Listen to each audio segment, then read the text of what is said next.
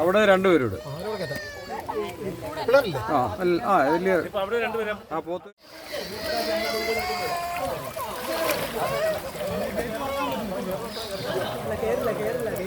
ഈ സൈഡിൽ ഇരിക്കുക അവിടെ ഉണ്ടല്ലോ.